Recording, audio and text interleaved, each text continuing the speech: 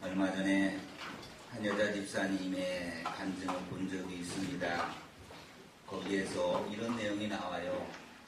딸이 초등학교 4학년인데 지영이라고 하는 아이가 있었습니다. 어느 날 학교에 갔는데 담임선생님께서 백지 한 장을 모든 아이들에게 나눠주면서 하는 말이, 너희들에게 있어서 가장 중요하다고 생각되는 것들을 10가지만 적어봐라 라고 그렇게 말씀하시며 백지를 주셨습니다. 아이들은 각자 자기에게 가장 중요하다고 생각되는 10가지를 적습니다. 컴퓨터 게임, 자전거, 스마트폰 이런 등등의 10가지의 내용을 적었습니다. 이제 선생님이 그 아이들을 향하여 이렇게 이야기합니다. 그 중에서 너희들이 덜 중요하다고 생각되어지는 거 2가지만 지워보아라 하니까 아이들이 그 중에 덜 중요하다고 생각되어지는 거 2가지를 지웠습니다. 그리고 난 다음에 선생님은 또 이야기합니다. 그리고 남은 8개 중에서 덜 중요하다고 생각되는 것 또 2가지를 지워보아라 하면서 최종적으로 2가지가 남을 때까지 다 지웠습니다. 그리고 선생님이 마지막으로 한마디 합니다. 이제 그 2가지 중에서 그래도 덜 중요하다고 생각되어지는 거 하나를 지워보아라. 이 반 전체가 잠시 침묵이 흐릅니다. 아이들도 무엇을 지워야 할지 고민에 빠지기 시작을 한 것입니다. 그때에 한 아이가 대성통곡을 하며 울기 시작을 하는 겁니다. 그래서 그 아이에게 선생님이 다가가서, 시영아, 아니 왜 그렇게 슬피 울어? 무슨 이유야? 라고 그렇게 묻습니다. 그럴 때에 이 지영이라고 하는 이 딸아이가 선생님에게 이렇게 대답을 했다라는 겁니다. 하나님을 남기려고 엄마를 지웠어요. 엄마를 지울 수밖에 없는 그 어린아이의 마음이 얼마나 아팠으면 대성통곡을 했겠습니까? 이 간증을 들으면서 내 가슴과 내 귀에 계속해서 메아리치고 있는 말이 바로 하나님을 남기려고 엄마를 지웠어요 라고 하는 말이에요. 하나님을 남기려고. 여러분은 과연 무엇이 가장 소중하신가요? 우리 옆에 계신 분들 정말 소중한 분들입니다. 그분들과 인사하겠습니다. 소중한 것을 지킵시다. 인사합니다. 소중한 것을 지킵시다. 여러분, 조정 경기를 본 적이 있습니까? 길고 날씬한 모양의 보트 안에 땀으로 범벅이 된 선수들이 그 물살을 가르면서 노를 젓는 모습이 정말 아름답지요. 조정 경기는 노를 저어서 그 속도로 승부를 겨루는 그러한 경기입니다. 조정 경기에는 스위프와 그리고 스컬이라고 하는 2 종목이 있습니다. 이 스위프는 한 선수가 하나의 노를 저으면서 가는 것이고, 또 이 스컬이라고 하는 종목은 한 선수가 2개의 노를 잡고 저으며 가는 경기입니다. 그리고 이 보트 안에 조타수, 키를 잡은 이 조타수가 타고 있으면 유타 경기라고 하고, 조타수가 없으면 무타 경기라고 그렇게 합니다. 경기의 거리는 2000m, 그러니까 1km입니다. 조정 경기는 그런데 시간을 재지 아니하고요, 도착하는 순서를 가지고서 등수를 정하는 경기입니다. 이런 조정 경기에서 이상하는 것이 하나 있습니다. 달리기를 비롯해서 스피드, 속도로 순위를 가리는 경기는 거의 대부분이 다 선수가 결승점을 바라보고 갑니다. 그런데 조정 경기는 결승전을 자신의 등 뒤에 두고 가는 그 경기가 조정 경기입니다. 결승점을 등 뒤에 두고 가는 경기는 오직 이 조정 경기밖에 없습니다. 선수들은 절대 결승점을 바라보지 않습니다. 선수들은 그냥 열심히 노를 젓는 거죠. 어떻게 결승점이 등 뒤에 있는데 선수들이 결승점을 향하여서 노를 저을 수가 있을까? 그건 그 배 안에 조타수, 키를 잡고 있는 조타수가 있기 때문에 그렇습니다. 이 조타수는 보트 맨 끝에서 그 선수들을 정면으로 바라보면서 결승선이 어디인지 말해주는 사람입니다. 이 조타수는 결승점이 어디인지를 아는 유일한 사람입니다. 이 조타수는 결승점을 바라보면서 선수들의 힘을 조절해주고 격려해줍니다. 조정 경기에서 정말 중요한 것은 스피드가 아닙니다. 스피드보다 더 중요한 것은 바로 방향입니다. 아무리 스피드가 중요하다고 아무리 빨리 달려간다 할지라도 이 레이스 라인을 벗어나 버리면 탈락입니다. 그런데 조정 경기는 앞을 보지 못하고 저 가기 때문에 이 레인에서 벗어날 확률이 굉장히 많습니다. 여러분 뒤로 달리기 한번 해보셨습니까? 앞으로 달리는 것은 쉬워요. 뒤로 달리면 지 멋대로 갑니다. 내가 생각하는 방향하고 전혀 다른 방향으로 가는 것을 봐요. 왜? 눈이 없기 때문에 보지를 못하기 때문에 그래요. 이 조정 경기는 결승점을 바라보고 가지 않습니다. 등 뒤에 두고 가기 때문에 그 라인을 벗어날 확률이 굉장히 높습니다. 그런데 그 라인을 벗어나지 못하도록 이 조타수가 이 키잡이가 앞에서 그 말을 해준다라는 겁니다. 그래서 이 조정 경기에서 승리하려면 이 노를 젓는 선수들이 조타수를 똑바로 쳐다봐야 한다는 겁니다. 어떻게 지시를 하는지 똑바로 쳐다봐야 되고 조타수가 하는 말에 귀를 기울여야 한다는 것입니다. 경기를 하면서 단풍이 아름답구나, 참 산세가 좋네, 이런 구경을 할 수가 없습니다. 노를 젓는 선수들이 또 마음대로 결승선을 바꾸거나 정할 수도 없습니다. 그동안 내가 경기를 많이 해봤다고 내 경험, 내 감으로 노를 저을 수도 없습니다. 선수들이 할 일은 조타수가 외치는 결승선을 향해서 열심히 노를 젓는 것밖에 없습니다. 조타수는 결승선을 보면서 선수들의 힘을 조절해주고 때로는 용기와 격려를 해주는 사람입니다. 우리 인생도 조정 경기와 비슷합니다. 어떻게 하면 우리 인생의 레이스를 멋지게 마칠 수 있을까요? 좀 더 빠르게 달리고 좀 더 높이 뛰어오르기만 하면 되는 걸까요? 힘과 스피드도 중요하지만 방향이 더 중요합니다. 우리는 부족한 게 너무 많고 연약하기 때문에 인생의 결승점이 어디에 있는지 알지 못합니다. 언제 우리가 결승점에 도착하게 되어들는지도 사실 잘 모릅니다. 그래서 우리에게 필요한 분이 바로 예수 그리스도입니다. 예수님이 우리 인생의 조타수, 우리 인생의 키잡이이기 때문에 그렇습니다. 조정경기 선수들이 조타수만 바라보는 것처럼 우리도 세상의 좋은 것에 빼앗긴 우리의 시선을 예수님께 고정시켜야 합니다. 조정경기 선수들이 조타수의 말에 귀를 기울이는 것처럼 우리는 예수님의 음성에 귀를 기울여야 합니다. 우리의 눈을 예수님께 고정시키고 우리의 귀를 예수님의 말씀에 집중할 때에 우리는 행복하게 결승점을 향해 달려갈 수 있습니다.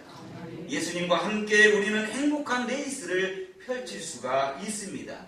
예수님과 함께 풍성한 삶을 살아갈 수가 있습니다. 예수님은 우리 인생의 조타수이자 우리 인생의 주인일 뿐만 아니라 우리 교회의 주님이 되십니다. 예수님께서 우리의 삶을 풍성하게 하시는 것처럼 우리 교회도 풍성하게 하실 것입니다. 예수님께서 교회를 세우셨고 예수님께서 교회의 머리가 되시기 때문입니다. 11월은 우리 꿈의 교회의 1년 생일을 맞이하는 절기입니다. 우리 꿈의 교회는 어떤 교회입니까? 우리 교회는 어떤 목적으로 언제 이 땅에 세워졌습니까? 이것은 우리 교회의 역사가 되어지고 우리 교회의 뿌리이기 때문에 매우 중요합니다. 저를 비롯한 우리 꿈의 교회의 역사의 첫 페이지를 써내려가는 우리들이 우리의 다음 세대들을 위해서 우리 교회의 역사를 잘 기록하고 잘 써나가야 되는 줄로 믿습니다. 저는 우리 교회에 대해서 한 가지 확신하는 게 있습니다. 어떤 일로 인하여서 우리가 교회를 세웠는가 그게 아닙니다. 하나님께서 하나님의 계획 가운데서 하나님의 뜻이 있어서 하나님이 세우신 교회가 우리 꿈의 교회라고 하는 사실입니다. 우리 교회가 하나님의 뜻 가운데 이 땅에 세워진 교회라고 한다면 하나님께서 우리 교회에 주신 사명이 분명히 있습니다. 그게 무엇일까요? 교회는 사람이 세운 건물이나 아니면 기관이 아닙니다. 예수님께서 교회를 세우셨어요. 예수님께서 세운 교회이기 때문에 예수님이 하신 일들을 이제 교회가 해야 하는 겁니다. 이것을 예수님의 사역을 계승한다라고 말하는 겁니다. 예수님의 사역을 계승하는 것이 교회가 자랑해야 할 전통입니다. 다른 것이 전통이 아니에요. 예수님의 사역을 우리가 얼만큼 계승해 나가느냐, 이게 우리 교회가 자랑해야 할 전통이라는 겁니다. 그리고 우리 교회가 세워나가야 할 전통이고 역사입니다. 예수님께서 이 땅에 계시는 동안에 하신 일이 무엇입니까? 마태복음 4장 23절에 보면 예수님이 이 땅에 오셔서 하신 일이 기록되어 있습니다.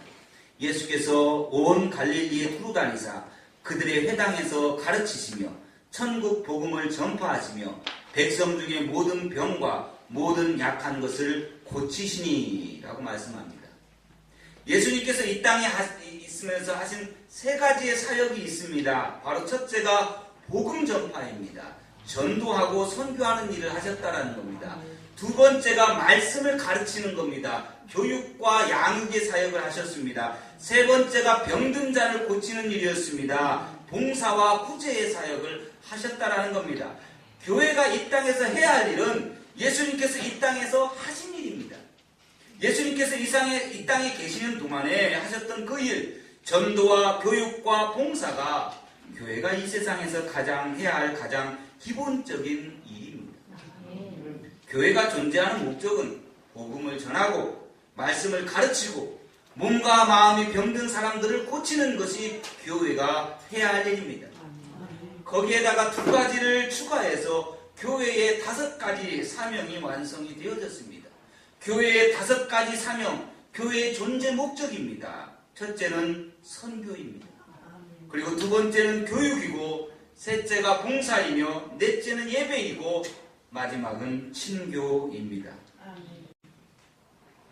오늘 본문은 교회의 사명을 잘 감당하기 위해서 꼭 필요한 것이 무엇인지에 대해서 말씀합니다. 이 5가지의 존재 목적, 교회의 이 사명을 감당하기 위해서 필요한 것이 무엇인가? 오늘 본문은 교회의 존재 목적, 교회가 교회되기 위해서 꼭 필요한 것이 무엇인가에 대해서 우리에게 말씀합니다. 교회가 교회되기 위해서 꼭 필요한 것은 제일 먼저는 교회가 무엇인지 알아야 합니다. 그리고 우리가 누구인지를 알아야 합니다. 교회가 건강하게 성장하기 위해서 꼭 필요한 것도 역시 교회가 무엇인지 알아야 하고 우리가 누구인지를 알아야 합니다. 먼저 교회가 무엇인가 알기 위해서 고린도전서 1장 2절을 우리가 함께 읽어보도록 하겠습니다. 고린도전서 1장 2절 다 같이 읽습니다. 고린도에 있는 하나님의 교회 곧 그리스도 예수 안에서 거룩하여지고 성도라 부르심을 받은 자들과 또 각처에서 우리 주 곧 그들과 우리의 주 대신 예수 그리스도의 이름을 부르는 모든 자들에게 아멘. 교회는 그리스도 안에서 거룩하여지고 성도라 부르심을 받은 사람들이 교회입니다. 교회는 각처에서 우리의 주 대신 예수 그리스도의 이름을 부르는 모든 사람들이 교회입니다. 교회는 건물이 아닙니다.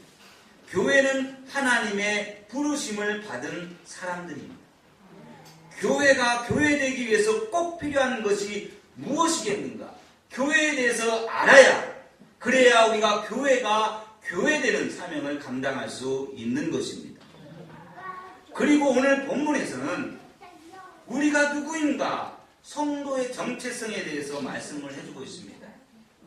본문 말씀을 살펴보기 전에 그러면 사도 바울이 무엇 때문에 고린도 교회의 성도들에게 우리가 누구인지 성도의 정체성에 대해서 설명을 했는지, 왜 고린도 교회에게 그런 편지를 보냈는지, 고린도 교회의 탄생과 그러한 일이 있게 되어진 역사를 잠깐 살펴보려고 합니다. 고린도 교회는 바울이 제2차 선교 여행을 하는 중에 세워진 교회입니다.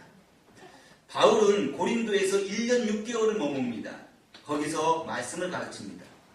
그때 직업이 바울과 같은 브리스길라와 아굴라 부부를 만납니다.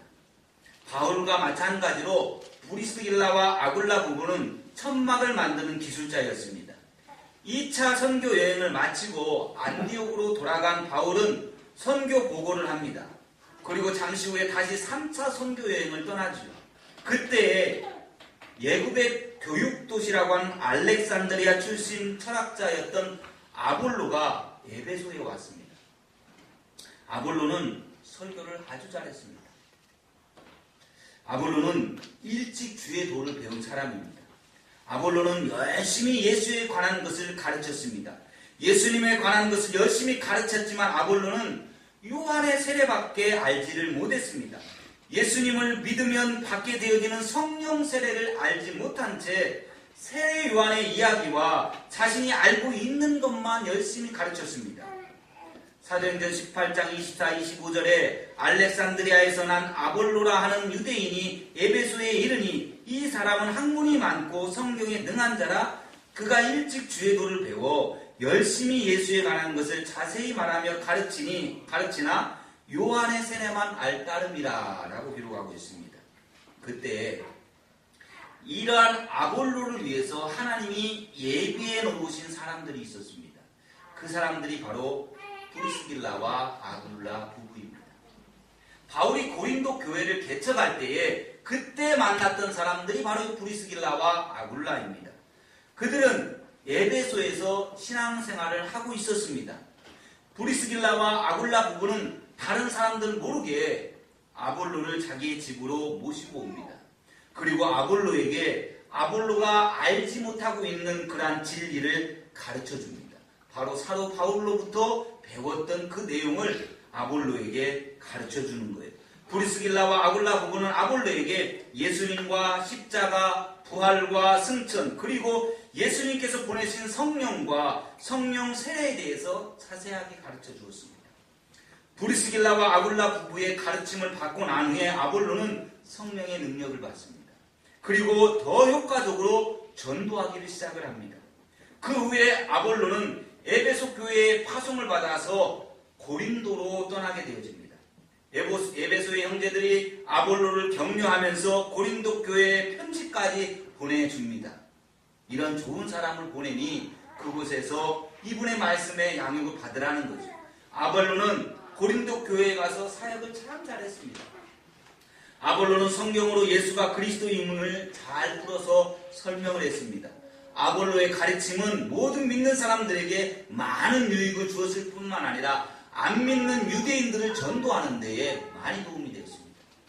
그런데 문제가 하나 발생됐습니다. 아볼로의 설교와 가르침들은 고린도 교회 성도들 중에서 아볼로 골수팬이 생겨나게 만들었습니다.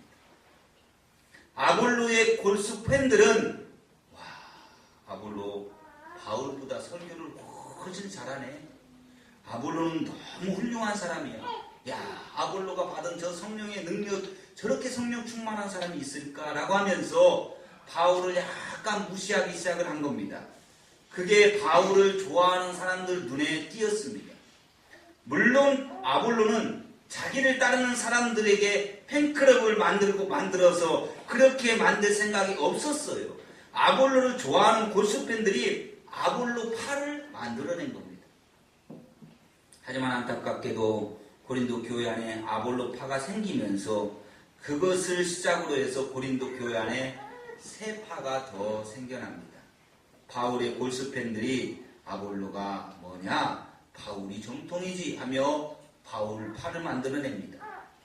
베드로의 골수팬들이 무슨 소리냐? 예수님의 가장 오른팔이고 직제자인 게바, 베드로가 가장 좋은 분이지 하며 게바파를 만들어냅니다. 그리고 그리스도파까지 나옵니다. 그리스도파 사람들은 할 말이 많았습니다. 아니, 사람을 우상처럼 떠받들면 안 되지. 바울, 아볼로, 게바 너희들을 위해서 십자가에 못 박혀 그들이 돌아가셨어? 예수님께서 우리를 구원하시기에 십자가에 못 박혀 돌아가시고 부활하셔서 그리스도가 되신 거잖아. 왜 너희들은 그 사람들을 우상을 만들려고 하는 거야? 라고 하면서 할 말이 많았습니다. 이렇게 고린도 교회 안에 네 파로 나누어지게 되어지고 서로 미워하기 시작을 한 겁니다. 바울이 고린도전서를 쓴 목적이 바로 여기 있습니다. 3차 선교 여행 중에 바울은 에베소에 3년간 머뭅니다. 그때 고린도 교회의 소식을 들어요. 네 파로 분열되었다는 소식입니다. 얼마나 가슴이 아팠겠습니까? 바울이 개척한 교회인데 바울은 고린도 교회의 이 심각한 분열의 문제를 해결하기 위해서 고린도 교회에다가 편지를 썼습니다. 바울은 바울파, 아볼로파 사람들에게 서로 편가를 이유가 전혀 없다라고 말합니다.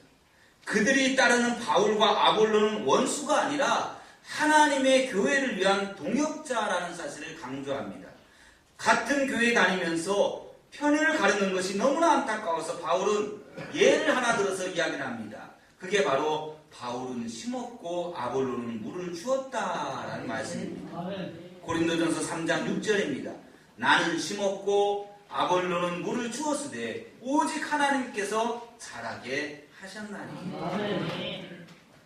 바울은 고린도전서 4장 1절에서 고린도 교회 성도들에게 먼저 우리가 누구인지에 대해서 말합니다. 우리가 누구인가 하는 것은 정체성의 문제이죠. 바울은 고린도 교회 성도들이 네 파로 분열될 이유를 우리가 누구인지를 몰라서 그랬다라는 것으로 진단을 합니다. 그래서 고린도전서 4장 1절에서 그 해결의 방법을 제시하는데 사람이 마땅히 우리를 그리스도의 일꾼이요 하나님의 비밀을 맡은 자로 여길지어다 라고 말씀합니다. 우리가 누구입니까? 우리는 그리스도의 일꾼이라는 겁니다. 우리는 하나님의 비밀을 맡은 자들이라는 겁니다. 나는 누구입니까? 나는 하나님의 일꾼입니다. 나는 하나님의 비밀을 맡은 자입니다. 우리가 누구인지 제대로 알아야만 교회가 이 땅에 존재하는 목적을 제대로 잘 감당할 수 있습니다. 그런데 바울이 우리를 그리스도의 일꾼이라고 말하면서 사용한 이 일꾼이라고 하는 단어, 이 헬라어 단어가 매우 중요합니다. 이 헬라어 단어가 휘페레테스라고 하는 단어입니다. 헬라어 이 휘페레테스는 종이라고 하는 뜻이에요. 그런데 풀어서 이야기하면 아래에서 노를 젓는 사람이라는 뜻입니다. 여기서 아래는 배의 갑판 아래를 말하는 겁니다. 바울이 선교할 당시 로마가 유럽을 지배하고 있었습니다. 당시 로마 시민들 한 사람당 서너 명의 노예를 거느리고 살았습니다. 로마 시대에 사용했던 전투선이 갤리선이라고 불리는데 이 갤리선은 노예들의 힘으로 움직이던 배였습니다. 갤리선 맨 아래 칸에는 노를 젓는 노예들이 가득했습니다. 바울은 배 아래 칸에서 노를 젓는 노예를 뜻하는 헬라어 단어 휘페레테스를 사용해서 우리를 그리스도의 일꾼이라고 말을 합니다. 바울이 말하는 그리스도의 일꾼은 한마디로 말해서 주님의 배를 젓는 사람들이라는 의미입니다. 배너에 나오는 장면을 보면 갤리선은 수많은 노예들이 배 아래 칸에서 노를 저어야만 움직이는 배입니다. 갤리선은 노예 한 사람이 노를 저어서 움직이는 그런 작은 배가 아닙니다. 주님의 배도 마찬가지입니다. 주님의 배는 목사 한 사람이 노를 젓는다고 해서 움직이는 배가 아닙니다. 주님의 배는 교회에 속한 모든 성도가 힘을 모아 노를 저어야 움직이는 배입니다. 갤리선 아래 칸에서 노예들이 힘차게 노를 저을 때 그 앞에 누군가 있습니다. 조정 경기에서 조타수가 있는 것과 마찬가지로 이 갤리선 아래 칸에는 북을 치는 사람이 앞에 앉아 있습니다. 북을 치는 사람의 북소리에 맞추어서 노를 저어야 합니다. 자기 마음대로 노를 젓는 게 아닙니다. 일정한 방향으로 노를 저어야 합니다. 일정한 방향으로 노를 젓지 않으면 노가 서로 부딪혀서 배가 앞으로 나가지 못합니다. 방향만 중요한 것이 아닙니다. 노를 빨리 저을 때가 있는가 하면 노를 천천히 저어야 할 때도 있습니다.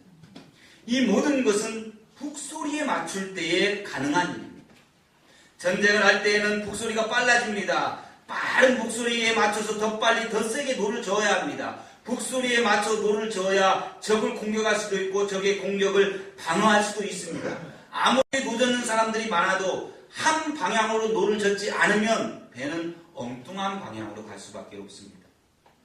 노를 젓는 사람들이 북소리에 맞춰 같은 방향으로 그리고 같은 힘을 가지고서 같은 속도로 노를 저을 때에 배는 빨리 그리고 원하는 방향으로 나아갑니다. 주님의 배, 구원의 방주, 주님의 교회도 마찬가지입니다. 우리는 그리스도의 일꾼입니다. 그리스도의 일꾼은 예수님께서 치는 북소리에 맞춰서 노를 저어야 합니다. 그래야 배가 목적지를 향하여서 나아갈 수 있습니다. 그리스도의 일꾼은 예수님께서 치는 북소리에 맞춰서 일정한 방향으로 노를 저어야 합니다. 그리스도의 일꾼은 예수님께서 치는 북소리에 맞춰서 같은 속도로 노를 저어야 합니다. 그래야 배가 목적지를 향해 갈 수가 있습니다. 그리스도의 일꾼들이 예수님이 치는 북소리에 맞춰 노를 젓는 것을 뭐라고 말하냐? 충성이라고 말합니다. 충성은 그리스도의 일꾼들이 갖추어야 할 성품입니다. 우리는 그리스도의 일꾼입니다. 우리는 하나님의 비밀을 맡은 자들입니다. 하나님의 비밀은 복음입니다. 하나님의 비밀은 예수 그리스도입니다. 하나님의 비밀은 하나님의 말씀입니다. 우리는 그리스도의 일꾼, 하나님의 비밀을 맡은 사람들입니다. 우리에게 꼭 필요한 것이 있다면 바로 충성입니다. 바울은 그 사실을 오늘 본문 고린도전서 4장 2절에서 말하지요. 그리고 맡은 자들에게 구할 것은 충성이니라. 아멘 해야 되는 거 아닌가요? 많은 사람들은 충성이라고 하는 단어를 군인들이 군대에서 충성 이 정도로 생각을 하는데 아닙니다. 충성은 하나님의 배를 주님의 배를 저어나가는 사람들에게 있어서도 가장 중요한 겁니다. 충성은 하나님의 배를 젓는 사람들의 자세입니다. 헬라어로 충성은 피스토스라고 합니다. 이 피스토스는 세 가지의 뜻을 가진 단어입니다. 바로 신실, 성실, 믿음이라고 하는 단어입니다. 그런데 더 놀라운 것은 이 충성이라고는 한자입니다. 그 한자를 나눠서 보면 가운데 중, 마음심, 말씀은 이룰 성입니다. 이걸 붙여서 충성이라고 합니다. 마음을 다해서 말씀을 이룬다라는 말입니다. 주님의 배를 젓는 사람들은 신실해야 합니다. 믿음직한 사람이 신실한 사람입니다. 하나님이 마음 놓고 일을 맡길 수 있는 사람이 신실한 사람입니다. 하나님의 배를 젓는 사람은 하나님 보실 때에 믿음직스러워야 합니다. 우리가 교회의 사명을 잘 감당해야 하면 신실해야 합니다. 우리 교회가 건강하게 성장하려면 우리 모두 다 신실해야 합니다. 주님의 배를 젓는 사람은 성실해야 합니다.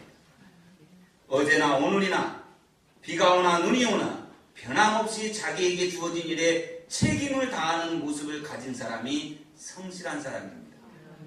기분이 나빠도 힘든 일이 있어도 자기 일에 최선을 다하는 사람, 이게 바로 성실한 사람이요 그리스도의 일꾼입니다.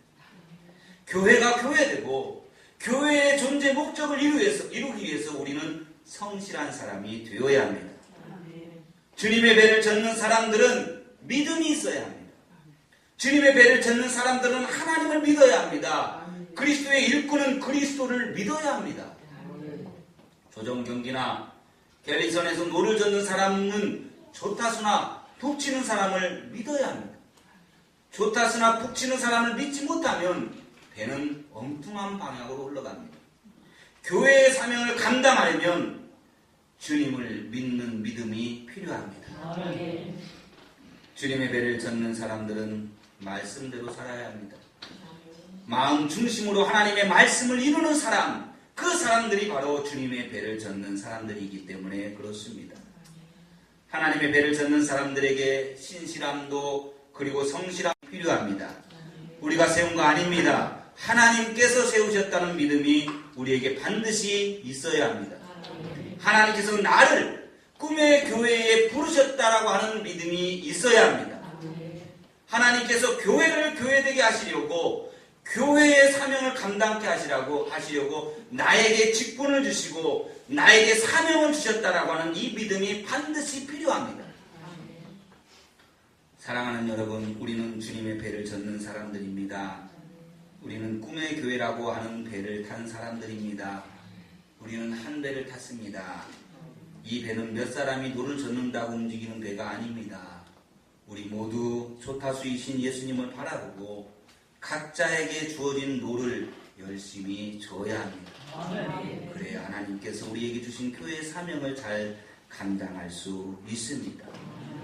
요즘은 교회가 세상에서 많은 욕을 먹고 있습니다. 썩은 세상을 향해 진리를 외쳐야 할 교회가 거꾸로 세상으로부터 설교를 듣고 있습니다.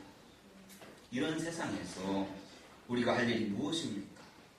세상 사람들을 향해 교회가 무엇인지, 예수 믿는 사람들이 누구인지 보여주어야 하지 않겠습니까?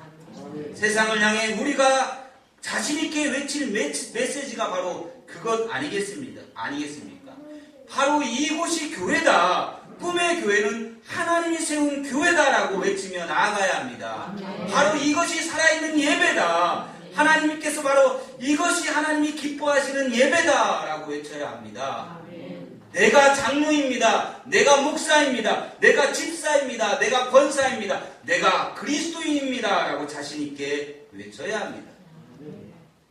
사랑하는 꿈의 교회 성도 여러분, 하나님이 꿈을 꾸시는 교회, 성도들의 꿈이 펼쳐지는 교회, 이웃의 꿈을 실현하는 교회, 우리 아이들에게 길이 되어주고 그들이 행복하게 걸어갈 길을 만들어주는 교회를 만드는 것이 우리의 사명 아닐까요? 하나님께서 우리 교회를 세우신 목적, 우리를 그리스도의 일꾼으로 부르신 목적이 바로 이것입니다. 교회가 무엇인지, 우리가 누구인지 바로 알고 우리 모두 예수님의 말씀 따라 하나님의 배를 힘차게 저어나가는 저와 여러분이 되기를 주님의 이름으로 축원합니다.